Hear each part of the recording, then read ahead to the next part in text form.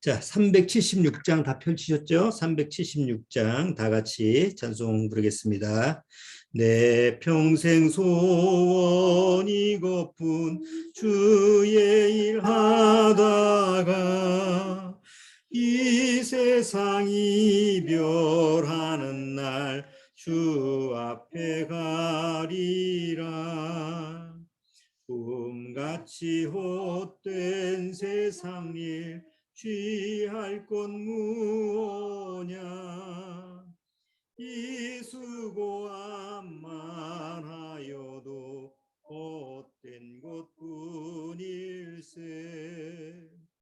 불같은 시험 많으나 뽐내지 맙시다.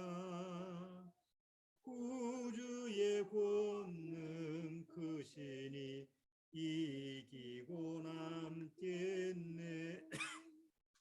금보다 귀한 믿음은 참 보배 되도다. 이 진리 믿는 사람들 다 복을 받겠네. 살같이 빠른 광음을 주 위에 아끼세. 온몸과 마음을 바치고 힘써서 일하세. 아멘.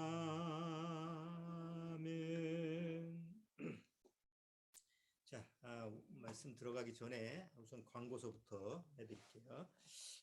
이제 2022년이 본격적으로 시작됐습니다.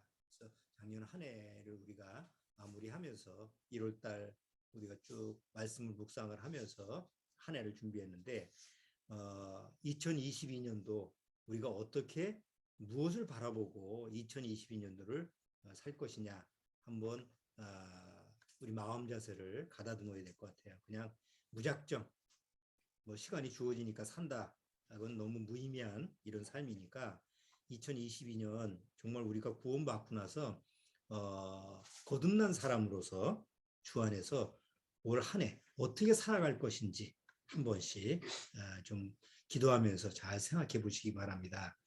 그래서 다음 주에 한 주 동안 내가 2022년 동안 주 안에서 어떻게 살 것인지 두 가지 정도를 한번 생각을 해서 다음 주에 한번 발표를 하도록 하겠습니다. 뭐 비대면으로 여기 들어오시는 분들도 같이 참여할 수 있으니까 내가 올 한 해 2022년도는 뭐 이렇게 주 안에서 살겠습니다. 그러니까 하나님 앞에서 한 해를 맡기는 이런 자세에서 기도하는 그런 마음으로 한 두 가지 정도를 한번 정해 보시기 바랍니다. 그러면 많이 도움이 될 것 같습니다. 2022년도. 그래서 오늘은 2022년도 우리가 이 세상을 바라볼 때 무작정 이 세상은 헛된 거야 이런 뭐 그냥 아무 생각 없이 바라보는 게 아니라 좀 이렇게 예수님이 시대의 표적을 좀 지혜롭게 바라보라고 그랬는데 한번 시대의 표적을 한번 우리가 바라보고 2022년도 과연 주님과 우리가 동행하면서 무엇을 바라보고 살아가야 되는가, 또 주변 환경을 어떻게 잘 우리가 지혜롭게 대처할 것인가, 이런 부분을 오늘 한번 말씀을 통해서 살펴볼 테니까 그런 한 해를 지내면서 2022년도 또 다사다난할 건 정말 2021년도가 그랬듯이 올해도 2022년도가 뭔 일이 어떻게 벌어질지 모르잖아요, 우리가. 그러니까 어떻게 올 한 해를 지나갈지 모르지만 한번 올 한 해 주님 안에서 이렇게 살겠습니다라는 고백을 주님 앞에 할 수 있는 이런 시간을 한 주 동안 가지시고 다음 주에 같이 한번 나눠보도록 하겠습니다. 그 대화를 한번 교제를 나눠보면서 같이 공유하도록 그런 시간을 갖도록 할게요. 자, 우리 기도하고 오늘 예배 시작하도록 하겠습니다. 잠깐 기도하겠습니다. 하나님 아버지 감사합니다. 이제 본격적으로 2022년이 시작되는 한 해입니다. 우리는 성경을 통해서 이미 마지막 때 주님께서 하시고자 하는 그 일들이 어느 정도 다 마무리가 됐다라고 하는 사실을 우리는 발견하고 있습니다. 이제 얼마 남지 않은 주님의 예언의 말씀들이 성취만 되면 이 세상은 주님의 말씀으로 말미암아 끝이 나고 새하늘과 새 땅에 그런 약속이 주어질 줄 믿습니다. 다만 우리가 아직 이 끝에 살고 있기 때문에 이 마지막 세상 끝에 이 세상에서 주님과 더불어 어떤 삶을 살아갈 것인지 지혜롭게 우리가 생각해야 될 줄 압니다. 정말 주님께서 지혜와 명철을 주셔서 이 마지막 세상 끝자락에 정말 허비하는 그런 시간을 보내지 말고 주님 앞에서 참된 크리스찬의 삶의 모습으로 살다가 주님이 부르시는 그날에 기쁨으로 올라갈 수 있도록 주님께서 함께하여 주옵소서. 오늘 예배 첫 시간이오니 주님께서 맡아 주관하시며 인도하여 주옵소서. 예수님의 이름으로 기도드리옵나이다. 아멘. 자, 오늘 요한계시록 지난번에 본문 말씀으로 요한계시록 1장 1절부터 봤는데 다시 한번 좀 보도록 하겠습니다. 요한계시록 1장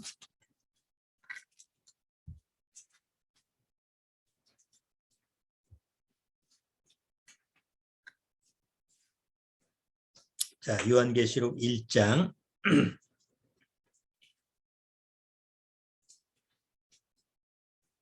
자, 1절서부터 3절까지만 읽어보겠습니다. 1절서부터 3절까지 같이 한번 읽어보죠.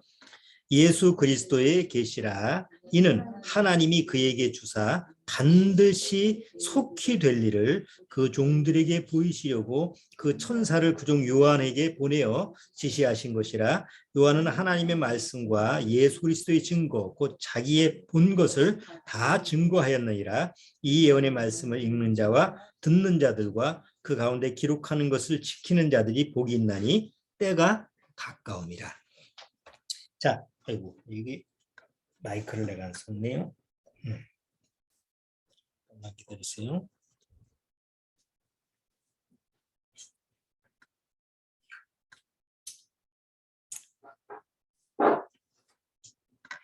자, 오늘은 여기 요한계시록 1장 3절에 때가 가까움이라고 하는 말씀이 있는데 그러면 때가 얼마나 가깝다는 얘기인가? 이 요한계시록이 기록될 당시는 지금서부터 2000년 전이잖아요. 그럼 2000년 전에도 때가 가깝다고 했으면 이 요한계시록을 봤던 2000년 전에 그 성도들은 어떻게 생각했을까요?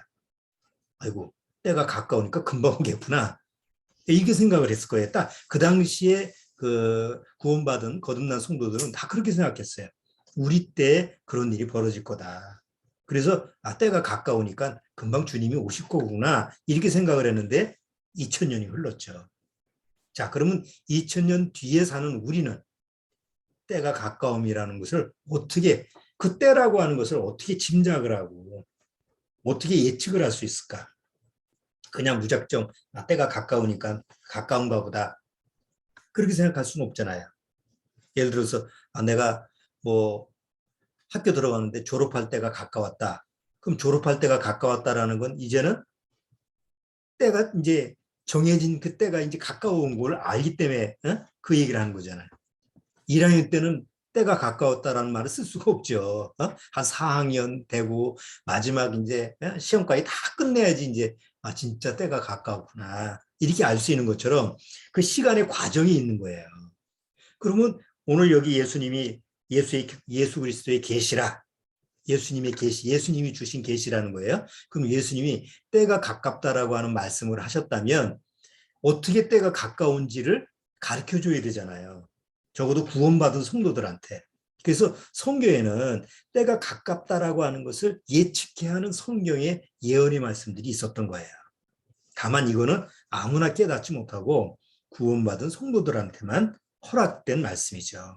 그래서 오늘 우리 구원받은 성도들한테 정말 때가 얼마나 가까워졌는지 그 실제로 성경을 통해서 한번 지금 이 시대의 상황과 한번 연관시켜서 살펴보도록 할게요. 자, 첫 번째는 요한계시록 6장을 한번 보세요.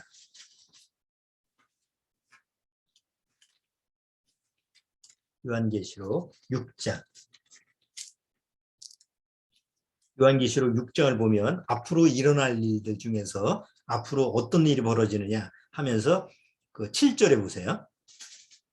넷째 인을 떼실 때에 내가 넷째 생물의 음성을 들으니 가로되 오라 하기로 내가 봄에 청황색 말이 나오는데 그 탄자의 이름은 사망이니 음부가 그 뒤를 따르더라. 저희가 땅 4분의 1의 권세를 얻어 검과 흉년과 사망과 땅의 짐승으로서 죽이더라라는 말씀이 나오는데 여기서 땅의 4분의 1이라고 한다면 지금 우리 인구로 얘기하면 얼마 정도 될까요? 지금 거의 80억 되니까 4분의 1이면 20억이죠. 그러니까 20억 명이 죽는 것이 예언돼 있어요. 앞으로 이루어질 일 중에서. 그럼 우리가 상상을 못하죠.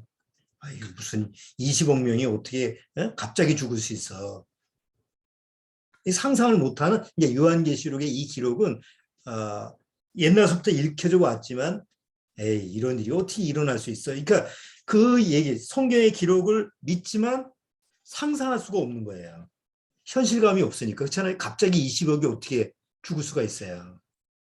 그러나 이번에 코로나 팬데믹 사건 이후로 우리가 생각해 보면 가능하겠다라고 생각을 하는 거예요. 만약에 지금보다 더 센 놈이 나타난다.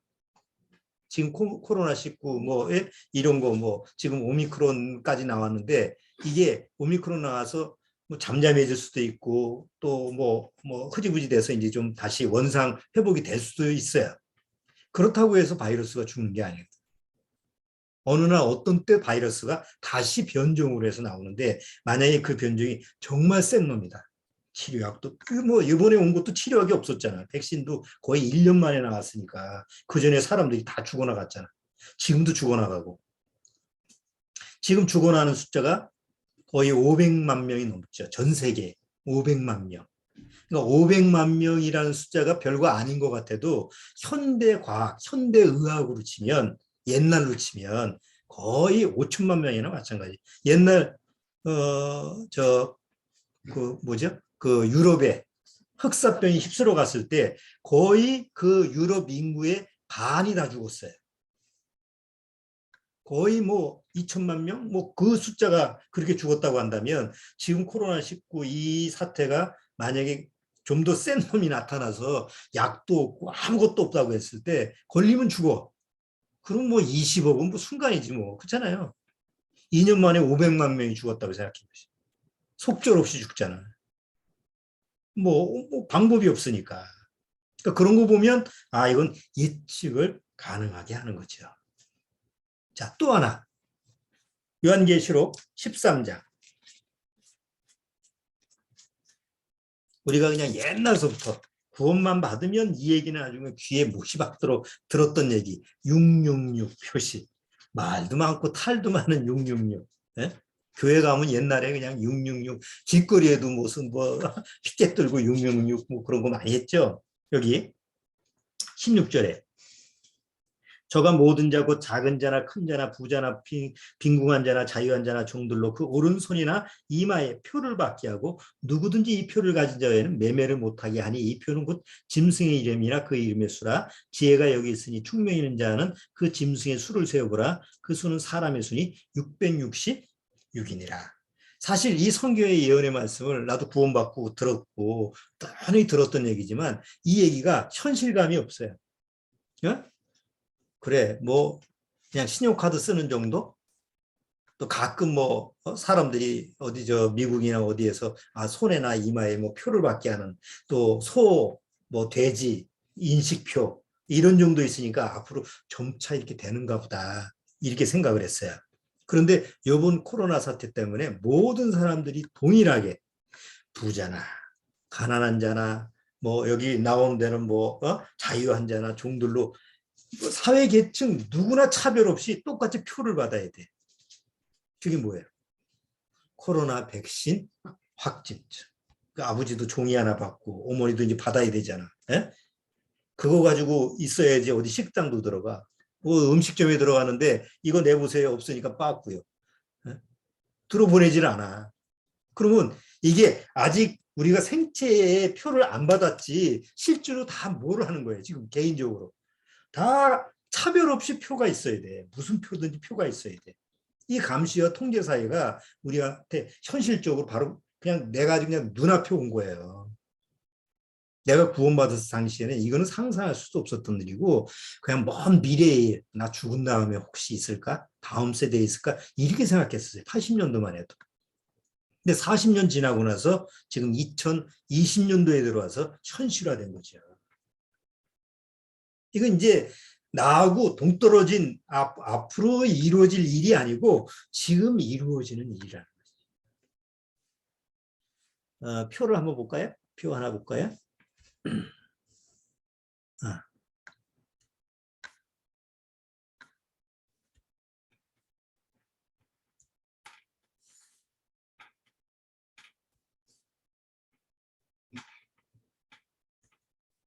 자, 여기 표를 보시면 이게 초창기 확진자가 450만 명, 34만 4,050명. 처음 시작할 때. 이거 얼마 안 됐지. 이 당시만 해도 뭐 조금 있으면 괜찮아지겠지. 5월 달이면은 1월서부터 거의 시작했으니까. 뭐 세계에서 점점 퍼지고 우리나라도 이제 서서히 이제 시작됐어요. 한국은 260명. 자, 그런데 지금 2년 지나고 나서 어떻게 됐어요? 2년 지나고 나서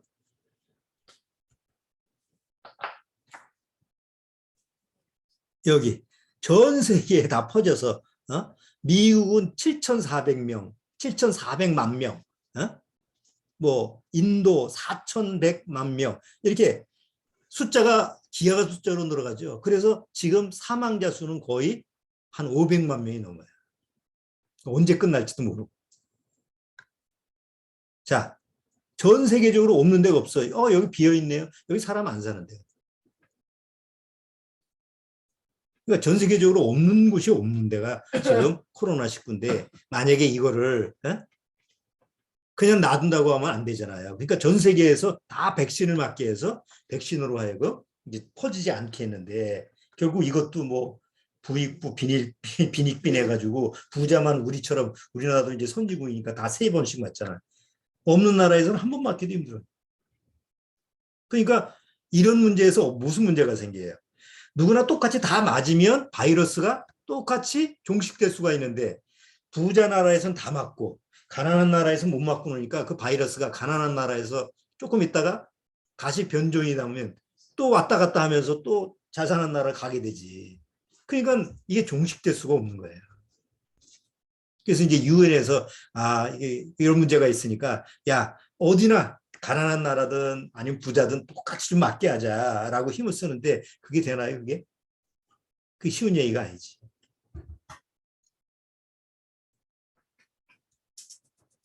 자,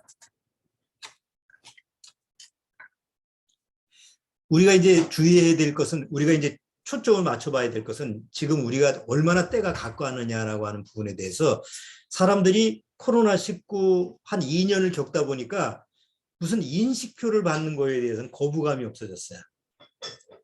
그렇죠?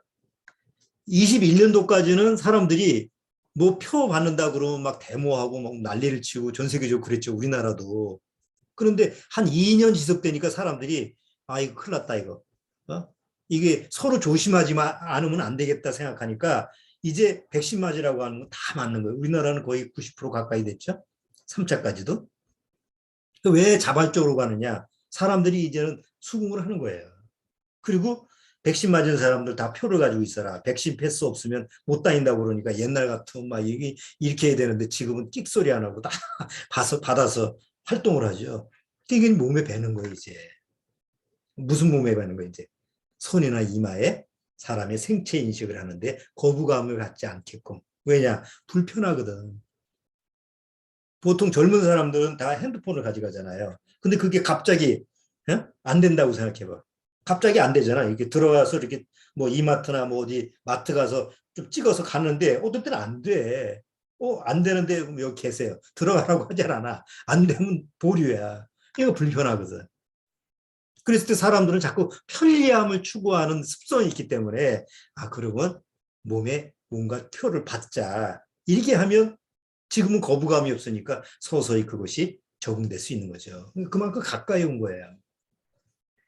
올해서부터 애견, 집에서 키우는 동물의 인식표를 다 달게 했어요. 아니면 벌금 20만 원씩. 밖에 나갈 때 인식표.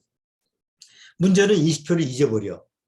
강아지의 목걸이를 하든가 이렇게 하는데 또 잊어버리잖아. 그 잊어버리면 벌금이 20만 원씩이잖아. 그러면 사람들이 어떤 생각을 하겠어요? 아, 동물들 집에서 키우는 개나 고양이 몸에다가 인식표를 넣어주면 뭐 신경 안 써도 되잖아. 잊어버리면 어떻게 해? 잊어버리면 찾을 수도 있고. 그러니까 사람들 생각에 점점 편리한 쪽으로 가다 보니까 그게 맞물려 가는 거예요. 올해 우리나라도 운전면허증 다 이제 핸드폰으로 넣어준다고 그러죠? 그러면 이제 주민등록증도 이제 지금 계획 중에 있고. 그러니까 점점 그러니까 한꺼번에 갑자기 되는 게 아니라 야금야금 들어오면서 사람들로 하여금 인식을 하지 못하게 하는 거예요. 아예 그게 생활에 그냥 자연스럽구나 이렇게 받아들이게끔 하는 거예요. 그러면 아까 요한계시록 13장에 나와 있는 누구나 차별 없이 다 표를 받게 해서 그걸로 매매를 하게 한다라는 것이 먼 미래의 얘기가 아니라 지금 현실적으로 우리의 얘기라는 거예요. 그러니까 때가 가까운 거지. 정말 가까운 거지. 올해 그 일론 머스크하고 그 테슬라의 그 CEO 일론 머스크하고 빌 게이츠하고 뭘 계획을 하느냐면 사람의 뇌에 그 칩을 넣는 이제 전에는 이제 계획만 동물한테만 실험을 했는데 이제는 올해 사람한테 임상 시험을 한다고 그래요. 이건 아무한테나 지금 넣어주는 게 아니고 그 뇌성마비라든가 몸 못 쓴다든가 신경이 마비된 사람들. 그런데 뇌에다가 칩을 넣으면 손발을 움직일 수가 있어. 대단한 발전이죠. 그런데 그런 사람들 일단은 임상시험을 그런 사람들한테 해서 편리하기로 해서 뇌에 칩을 넣어준다면 그 뇌의 칩이 뭐 나중에는 아무렇지도 않은 사람한테 넣어줄 수 있는 게 가능하잖아요. 나는 아무리 공부를 하려고 해도 공부가 안 돼. 그냥 백과사전 그냥 한 방에 들어오면 어쩔까? 이런 생각을 누구나 해봤잖아.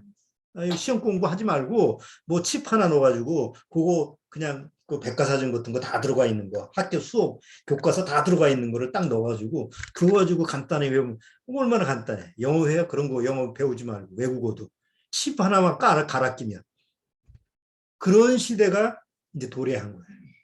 뭐가 놀지 몰라. 그러니까 정말 우리가 상상할 수 없는 그런 시대를 지금 우리가 살고 있죠. 그냥 팬데믹 이후에 그냥 새로운 시대다라고 하는데 현실적으로 보면 전혀 다른 옛날과 다른 시대에 지금 우리가 살고 있는 거예요. 그런 걸 그냥 의식을 못할 뿐이지. 자, 그런데 이제 두 번째 우리가 한번 또 시대의 표적을 한번 확인해 볼 게 에스겔서 28장 곡과 마곡의 전쟁이에요. 성경에는 곡과 마곡의 전쟁, 에스겔서 28장에 곡과 마곡의 전쟁을 예언했는데 그게 뭐냐면 러시아, 소련을 중심으로 하는 위성 국가들, 특히 소련, 이란, 터키 이런 주체 세력들이 이스라엘과 전쟁을 하는데 이스라엘은 홀로 맞서서 싸워야 된다라는 게 성경에 기록되어 있어요. 중요한 거는 이스라엘 혼자 싸운다라는 거. 옛날에는 이스라엘이면 미국이 도왔고 뭐 주변 나라가 도왔는데 이제 마지막 에스겔서 28장 곡과 마곡의 전쟁에는 이스라엘이 주도권을 잡고 자기가 스스로 싸워야 돼요. 옛날 같으면 그런 게 어떻게 이루어질 수 있어. 그런데 요즘 상황이 그런 시대가 된 거예요. 자, 일단 이란이 지금 핵 합의를 하죠. 이란이 핵을 만든다고 그러니까 유럽하고 미국하고 주변 나라에서 야 하지 마 해서 막 제재를 가하고 그랬는데 이란은 죽어도 우리가 해야 되겠다 해서 지금 갈등이 벌어진 거잖아요. 그런데 트럼프 때 말을 안 들으니까 핵 합의에서 미국이 탈퇴를 해버렸어요. 야, 저거 말 안 들으니까 우린 빠져나갈래. 그러면 지금 나머지 나라 주체 나라가 있는데 이제 영국, 독일, 프랑스 그다음에 중국, 러시아, 그다음에 이란. 요 6개 나라가 원래는 미국까지 있었는데 미국은 탈퇴를 하고 6개 나라가 지금 합의를 지금 하고 있어요. 서로 조율을 하고 있는데 거기서 우리가 이렇게 초점을 맞춰봐야 될 것은 그 6개 나라에서 똘똘 뭉쳐가지고 하나가 되는 나라가 있는데 그게 이란과 러시아와 중국이라는 거예요. 이게 왜 중요하느냐? 마지막 이스라엘하고 이란과 뭐 소련과의 전쟁 그 뒤에도 또 하나의 전쟁이 있는데 이게 아마겟돈 전쟁이에요. 그럼 아마겟돈 전쟁에서 주체 세력이 누구냐면 동방의 왕들이에요. 2만만의 군대라고 하니까 거기 2억의 군대를 가지고 있는 건 중국밖에 없거든요. 그래서 뭐 동방의 왕이라고 해서 중국이라고 이렇게 우리가 딱 잘라서 얘기할 수는 없지만 추정을 해보면 그 정도의 군사 규모는 전 세계적으로 뭐 중국 말고는 그런 군대를 일으킬 나라가 없으니까. 그렇잖아요. 어느 나라가 그런 군대가 없으니까. 중국은 그렇거든요. 그러니까 동방의 왕들 중에서 주축 세력이 중국일 거다. 그럼 중국이 왜 하필이면 이스라엘을 공격할까? 이스라엘과 적대 세력이 돼야 되잖아요. 옛날에는 뭐 적대 세력이 아니었지. 근데 지금은 이란과 중국이 아주 밀착을 해서 짝짝꿍이 된 거예요. 미국이 이란을 제재를 가하니까 그런데 요 근래에 와서 이제 와서 미국하고 중국하고 막 싸우죠. 트럼프 때서부터 막 경제 제재서부터 막 싸우니까 미국이 그래 그러면 이란의 원유 다 사지 마. 유럽도 사지 말고 다 사지 마. 그래서 아주 묶어버렸어요. 그러니까 중국이 살살 우리는 살게. 왜 미국하고 서로 갈등을 가지니까 우리가 뭐 미국 말을 들어. 이란 보고 야 우리한테 원유 내가 우리 원유 살 테니까 싼 값에 줘. 그러니까 이란 입장에서도 아니 팔 데가 없었는데 중국이 사준다니까 얼마나 좋아요. 그러니까 우리가 싼 값에 다른 나라보다 싼 값에 전량 중국한테 줄게. 그러니까 아주 윈윈된 거예요 서로. 짝짝꿍이 돼서 중국은 이란한테 막대한 자본을 갖다가 대주고 경제력을 대주고 그 다음에 이란은 중국한테 뭐 원하는 대로 다 퍼주고 그러니까 둘이 중국하고 이란하고 짝짝꿍이 되니까 아무리 미국이나 유럽이나 뭐 제재를 해도 중국은 까딱없는 거예요. 이란이 있기 때문에 뭐 미국이나 유럽에서 자기 원유 안 산다고 해도 원유를 사줄 아주 강대한 나라가 있는데 그 석유를 수입하는데 1위가 중국 아니에요. 그 많은 자원을. 그러니까 뭐 지금 가서 꿀릴 게 없어.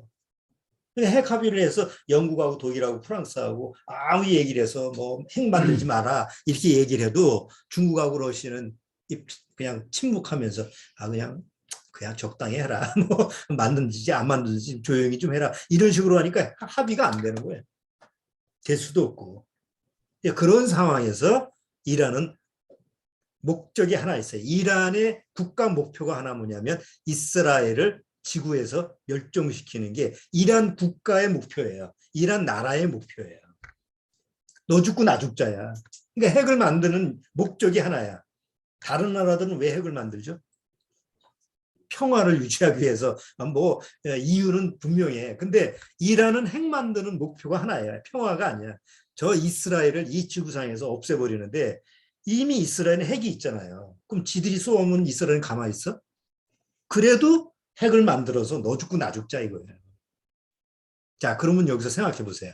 이란이 핵을 만든다고 했을 때 가장 위협이 되는 나라가 어느 나라예요? 이스라엘이죠. 그럼 이스라엘은 핵을 만들게끔 가만 놔두겠냐고. 자기가 죽을 걸 뻔히 알면서. 그러면 이스라엘 입장에서는 만약에 이란이 핵을 만들겠다, 거의 만들 수가 있다라고 하면 그 핵을 못 만들게끔 하는 조치를 취할 수밖에 없어요. 이스라엘은. 자기가 뭐 이제 이래나 저래나 죽는 상황이니까. 그럼 이스라엘이 가서 이란의 핵 뭐 이런 시설을 다 파괴한다. 그러면 이란은 가만히 있지 않겠죠. 전쟁을 하겠죠. 그럼 지금 누가 돕고 있다고? 러시아하고 중국이 돕는데 이것 봐라. 이란을 쳐? 우리 우방을? 그럼 가만히 있을 수가 없지. 그러면 에스겔서 28장에 뭐라고 돼 있어요? 러시아가 고가 마국이 자기는 원하지 않아도 갈고리로 내 아가리를 꿰서 내가 끄집어내겠다. 그러니까 전쟁을 할 수밖에 없는 상황이 벌어지는 거예요. 자료 한번 하나 더 볼게요. 그러니까 시대가 지금 이렇다 이거예요. 자, 여기 보시면 이스라엘이 지금 계획을 세우고 있는 게 있어요. 이스라엘이 지금 이란에 핵 만드는 이 지대가 여러 군데 있어요. 왜냐하면 옛날에 이스라엘이 이라크 핵 시설을 다 파괴를 시켜버렸거든. 그러니까 한 군데 있으면 안 되겠구나. 여러 군데 핵 시설을 해서 여러 군데에서 지금 어디 다른 데를 파괴시켜도 하나는 살아남게. 그래서 지금 이스라엘은 다 어디에 뭐가 있는지 다 알지. 그래서 요번에 이제 핵시설 공습 가상도를 이제 계획을 세우는 거야. 근데 마침 요번에 사우디아라비아하고 여기를 넘어가려면 여기 보세요. 이스라엘이 여기를 넘어가려면 어디를 가야 돼요? 시리아, 이라크 이렇게 가야 되는데 이게 제일 빠른 길이거든요. 근데 시리아도 마음대로 못 넘어가죠. 그 다음에 여기 이라크도 지금 마음대로 못 넘어가요. 옛날에 쿠웨이트, 사우디아라비아 여기도 넘어가기 힘든데 요번에 사우디아라비아하고 이스라엘하고 서로 협력 관계가 돼서 사우디아라비아가 공항 제공할게. 뭔 일이 있으면 왜냐하면 사우디아라비아하고 이란은 원수지간이거든. 시아파하고 수니파하고 갈라져서 그래서 이스라엘이 그래?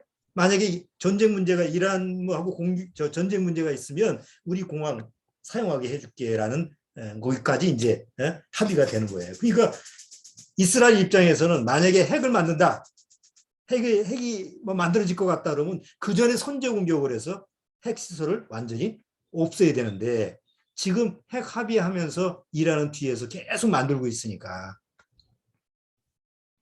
이제 일촉즉발의 시대라는 거지. 만약에 이스라엘이 먼저 공격하지는 않을 거야. 이스라엘이 공격을 먼저 하겠지.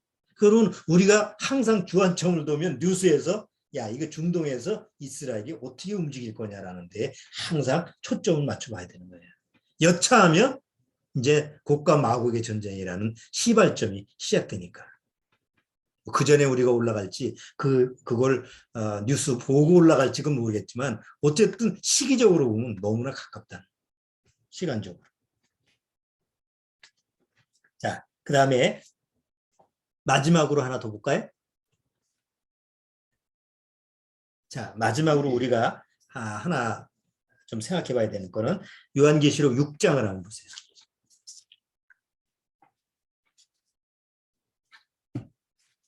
요한계시록 6장은 계속 앞으로 이제 이루어질 일들이에요. 7년대 환란 시작되면서 막 이루어지는 과정들인데 여기 6장 6절에 보면 내가 네 생물 사이로서 나는 듯하는 음성을 들으니 가로되 한 데나리온의 밀 한 대요 한 데나리온의 보리 속대로다. 또 감람류와 포도주는 해치 말라 하더라. 여기 보면 한 데나리온의 밀 한 대, 한 데나리온의 보리 석대라고 하는 것은 노동자의 하루 인건비래. 그 당시에 한 데나리온은 노동자가 하루 일해서 번 돈이에요. 예, 번 돈으로 밀 한 대예요. 한 대가 어느 정도예요? 한 대가 요 손에 한 대, 이게 네모난 옛날에 보면 한 대, 두 대 이렇게 쓰잖아요. 한 대가 큰 대가 아니고 요 손에 요 정도는 자기가 먹을 하루에 한 끼 식사예요. 근데 자기가 하루 종일 일을 해가지고 한 대를 받아서 가족도 못 먹이 살려. 그냥 자기 혼자 먹고 살아야 돼. 그것도 세 끼 먹는 게 아니라 한 끼로. 그러니까 그런 정도의 기근이 온다라고 여기 성경에는 예언하고 있는데 지금 올해 들어와서 유엔 그 식량 세계 식량 계획 사무총장이 이런 경고를 했어요. 2022년에는 기근 바이러스가 인류를 위협하게 될 거다. 바이러스가 기근 바이러스라는 게 아니라 기근이라는 그런 문제가 와서 지구를 괴롭힐 거다. 왜냐하면 지금 식량 문제가 심각해요. 우리는 슈퍼 가든 어디 가든 먹을 게 뭐 천지니까 그런 감각이 없잖아요. 그래도 우리가 선진국 대열에 갔으니까 그 정도지. 못 사는 나라에서는 식량을 못 구해요. 지금. 왜? 일단은 식량을 생산할 수 있는 지금 뭐 베트남이라든가 캄보디아라든가 뭐 이런 뭐 지금 소련 우크라이나 지방이라든가 이런 데는데 작년 재작년 계속 가뭄이 들었잖아요. 곡창지대에서 다 가뭄이기 때문에 식량 생산이 잘 안 돼. 그래서 베트남 경우도 수출하다가 수출을 정지. 몇 개월 동안 정지. 왜냐하면 자국 식량도 지금 무제를 판이니까. 그렇지 않겠어요? 우리나라에서 식량이 있는데 쌀 생산을 했는데 우리도 먹고 살 게 없어. 그러면 어떻게 다른 나라한테 팔아? 당장 우리 먹고 살아야지. 이게 지금 식량을 수출하는 나라가 다 빗장을 걸어 잠그고 그럼 자국 지금 우리가 먼저 먹어야 돼. 이런 정책을 풀고 있으니까 점점 잘 사는 나라에서는 어떻게든지 그냥 뭐 사서 뭐 채우겠지만 못 사는 나라는 구할 데가 없으니까 구워서 먹어야 되잖아. 못 사는 데는. 근데 식량이 있으면 꼴에도 주지만 없을 때는 돈 주고도 못 사는데 없는 그나마 돈도 없는 사람을 어떻게 구하겠냐고요. 그래서 대략 한 3억 명, 3억, 한 3억 정도가 굶주려서 죽을 것 같고 한 8억 정도가 영양 부족으로. 그래서 2022년도는 식량 기근으로 상당히 고통을 받을 거다라고 예상을 했어요. 이게 몇 년 전 얘기가 아니라 2022년 1월 달에 얘기한 거예요. 유엔 사무총장이. 우리 집에 쌀 있다고 지금 그게 안전하게 된 문제가 아니야. 쌀 2포대 있고 3포대 있는데 그러면 2포대 먹고 끝날 거야? 어? 3포대 먹고 끝날 거야? 어? 나가서 자랑해봐. 털리지. 어? 이건 별 문제 아닌 것 같아도 상황이 점점 어떻게 심각해져 가는 때가 가까움이라고 하는 그런 부분이. 자, 오죽하면 우리나라에서 아이들한테 초등학생한테 이런 교육을 시켜요. 자, 보세요.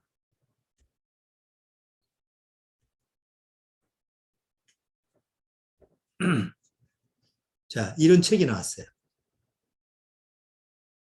식량 위기에서 살아남기. 우리 학교 다닐 때는 상상할 수도 없는 책이야. 어? 아무리 못 먹고 살아도 그래 옛날에 뭐 보릿고개 뭐 노래도 있고 그랬지만 우리 때는 뭐 그러진 않았지. 그래도 그때는 뭐 식량은 언제나 있겠지 하는데 지금은 식량 위기에서 살아남기. 여기 얘들이 뭐 잡고 있어? 메뚜기 잡고. 곤충 채집이 아니라. 이건 곤충 채집이 아니야. 지금 먹고 살기 위해서 잡는 거야 지금. 제가 저걸 못 먹게 하는 거예요. 어쨌든 서로 이제 먹고 살기 위해서 난리를 펴야지. 자, 이런 시대에서 우리가 살고 있는 거예요. 좀 상상할 수 없었던 일이죠. 자, 그런데다가 지금 이상기후가 전 세계적으로 지금 이상기후가 계속 뭐 작년에도 뭐 가뭄 때문에 산불이 일어나고 캐나다서부터 뭐 여러 지역에서 산불 때문에 고통당하는데 올해는 또 얼마나 심할까 또. 올 여름은 또 얼마나 더울까. 이런 걸 한번 상상해 보면 1년, 10년 뭐 다음 세대 이 태어날 애들이 난 걱정스러워. 지금 애기들도 걱정스럽지만 그래서 안 나는가 봐 젊은 사람. 깜깜하잖아 미래가. 대책이 없으니까. 자, 우리가 요한계시록 돌아올게요. 자, 요한계시록 1장. 요한계시록 1장. 예수 그리스도의 계시라. 이는 하나님이 그에게 주사 뭐라고 돼 있어요? 반드시 속히 된다고 그랬어요. 우리 일주일 단위로 한번 생각해 보세요. 얼마나 시간이 빨리 가죠? 하루하루 보면 별거 아닌 것 같은데 딱 일주일 단위로 봐도 한 주가 벌써 샥 지나가. 한 달 지나면 또 한 달 지나. 코로나가 벌써 2년이 지나갔다는 거 생각해 보세요. 시작할 때 막 뭐 어리둥절하고 난리 폈는데 벌써 2년이에요. 지금 3년째 지금.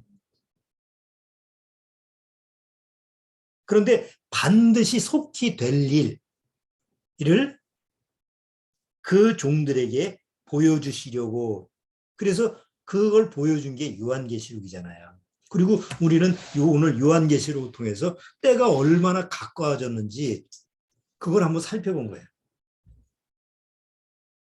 내가 처음 구원받았을 때 그때 이런 내용을 보면 먼 훗날 얘기, 혹시 50년, 100년 뒤 얘기일까? 이렇게 상상했던, 그렇게 생각했던 일들이 오늘이란 시간으로 그냥 딱 압축돼서 그냥 내 앞에 이제 오는 거예요. 그러면 당장 내일은 뭔 일이 벌어질까?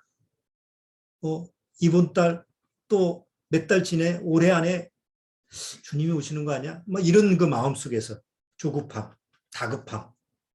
그럼 남은 사람들은 어떡하지? 아직도 건져야 될 사람들이 아직도 세상에서 빠져가지고 정신 못 차리고 있는 우리 가족들, 복음을 저버리는 형제들 아직도 많은데 어떡하지? 뭐 어떻게 할 수 없지. 억지로는 못 데려가는데. 그런데 먼저 우리가 구원받은 성도고 구원받은 형제 자매라고 한다면 좀 정신 차리고 살아야 된다 이거지. 그냥 멍하니 있다가 올라가는 것보다 정신을 바짝 차리고 이거 오늘이나 내일이나 오늘이라도 주님이 오셔도 이상하지 않는 이런 때구나라는 것을 항상 경계심, 경각심을 갖고 우리가 살아가야 되겠다. 그래서 아까 우리가 말씀 들어가기 전에 여러분들한테 광고 드린 것처럼 다음 주에 정말 2022년도 올 한 해 뭐 생활, 이 세상이 어떻게 또 어떤 일이 벌어질지 몰라요. 어떤 상황이 벌어질지 몰라요. 우리가 상상할 수 없는 일이 또 벌어질 수도 있지. 그렇지만 우리는 주님을 믿고 두려워하지 말고 담대하게 주님 안에서 우리가 살아가야 돼요. 한 군데만 더 볼게요. 여기 어디서 보시냐면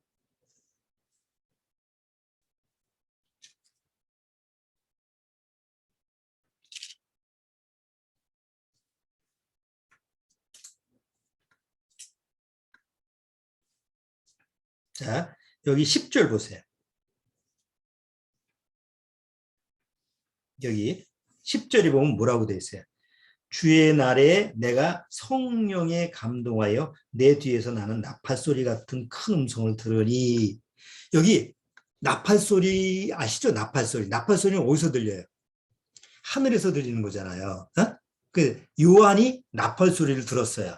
그러니까 주님의 계시를 듣는데 그 주님의 계시의 소리가 나팔소리로 들리는 거예요. 아무한테나 들리는 게 아니라 하늘이 열려야지 들려요. 그런데 그 나팔 소리가 들리는 때가 언젠가 보세요. 아무 때나 들리는 게 아니야. 뭐 잠들다가 꿈에서 보이고 그렇게 나팔 소리가 들리는 게 아니고 여기서 주의 날에 내가, 여기 주의 날이라는 것은 지금 우리가 주일날 주님이 오신다는 얘기는 아니에요. 오해하시면 안 돼. 언제 오실지 몰라. 그런데 사도 요한은 주의 날에 성령 안에서, 영 안에서, 영어 성경에는 영 안에서라는 말이 있어요. 그러니까 우리가 항상 주님의 영 안에 있어야만이 언제 들어도 나팔 소리가 들릴 수 있어요. 근데 주님의 영 밖에 있으면 들을 수가 없지. 나팔 소리는 우리가 찬송가 맨날 부르잖아. 나팔 소리 듣는다고. 마지막 나팔 소리를 우리가 간절히 사모하는데 누가 들을 수 있느냐? 바로 주의 영 안에 있는 사람. 그건 듣고 싶지 않아도 들리게 돼 있어요. 그게 들려야 돼. 그게 안 들리면 난 남는 사람이 되는 거예요. 우리가 다 주의 나팔 소리를 듣기를 간절히 소망하잖아요.